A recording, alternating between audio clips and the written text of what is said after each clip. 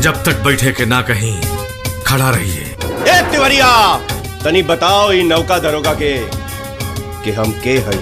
2 टका के गुंडा आ 1 नंबर के भाड़ुआ हुए थे। ए दरोगा, चिल्ला मत, ना तो ऊपर से नीचे तक डंडा गाड़ दे। इतना मार मारे कि ना चिल्ला सकते और ना पात सकते। ए दरोगा, 24 घंटा, सिर्फ 24 घंटा के भीतर अगर अपन बेटा के छुड़ा न लेनी तो कुकुर के मुंह से अपन मूंछ मुंडवा दे।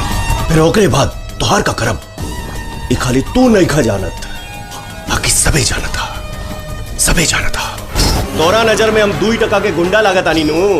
जब ई 2 टका के गुंडा रोड पे नंगे पांव निकल जाला तब जूता के दुकान वाले दौड़ के जूता पहरावे आ जालन और हमार कुर्ता के तनी सूत निकलल देख लेवे लन ता